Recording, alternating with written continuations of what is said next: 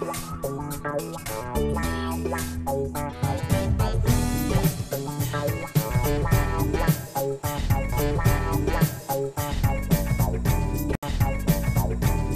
programme Erasmus+, c'est le programme de l'Union européenne pour les questions d'éducation et de formation. Donc c'est un programme qui existe depuis 1987 et qui a évolué beaucoup au cours de ces 35 dernières années. Voilà. Et donc c'est le programme phare, c'est un programme qui est en Europe en tout cas un des mieux identifiés parmi les politiques de l'Union européenne et particulièrement apprécié. C'est un programme qui promeut plusieurs projets. Alors aujourd'hui, voilà, on parle des projets de mobilité. C'est peut-être pour ça que le programme Erasmus est le plus connu, favoriser l'échange d'étudiants. Mais Erasmus, ce n'est pas que des projets de mobilité, c'est aussi plein de projets de coopération structurelle entre établissements, entre organismes et qui permettent de penser collectivement un certain nombre de sujets et de produire des nouvelles choses dans le domaine de l'enseignement supérieur, parce que c'est ce qui m'amène ici aujourd'hui, mais potentiellement aussi dans d'autres secteurs de l'éducation et de la formation.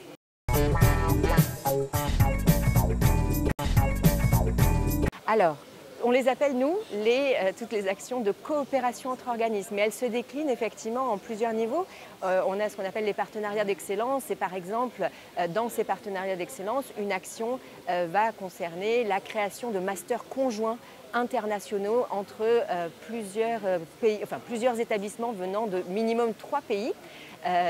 Donc ces masters potentiellement peuvent associer alors toujours 2 pays européens parce qu'on est quand même dans un cadre d'un programme européen, mais le 3e partenaire minimal peut tout à fait être un établissement africain qui viendrait participer à la délivrance d'une formation conjointe totalement intégrée, délivrée par des partenaires accueillant des étudiants du monde entier dans ces formations-là. Donc ça c'est une des actions qui relèvent, on va dire, de ces partenariats d'excellence. On a aussi de nombreuses actions qui sont dédiées au renforcement des capacités. Donc là, dans le programme Erasmus, la particularité de ces actions-là, c'est qu'elles vont viser non plus les pays européens, mais les pays du reste du monde, et notamment un certain pays éligible à cette action-là.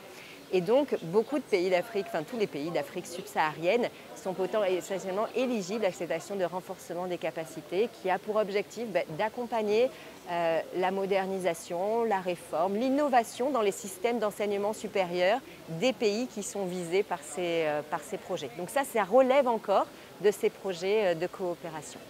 Et il y en a d'autres. Alors, les autres sont plutôt ouvertes au niveau intra-européen parce que un certain nombre d'actions restent réservées entre guillemets aux pays participants au programme, donc au niveau européen, mais de plus en plus d'actions sont ouvertes désormais à des pays tiers non associés et donc aux établissements et aux organismes d'Afrique subsaharienne.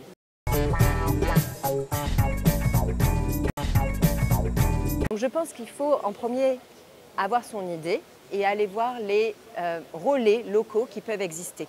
Dans beaucoup de pays, je ne peux pas dire dans tous, mais dans beaucoup de pays d'Afrique subsaharienne, la Commission européenne a développé c'est pas vraiment un développement, mais depuis 2021, la Commission européenne déploie un réseau de ce qu'on appelle des points focaux Erasmus+. Des Erasmus+ National Focal Points, qui sont en fait des relais sur le territoire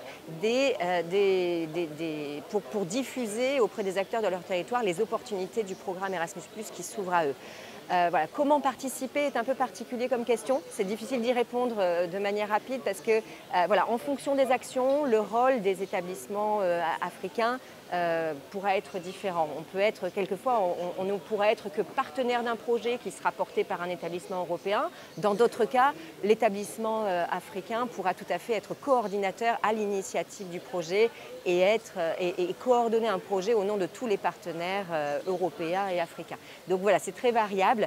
En tout cas, il y a de nombreuses opportunités, que ce soit sur la mobilité ou que ce soit sur les projets de coopération.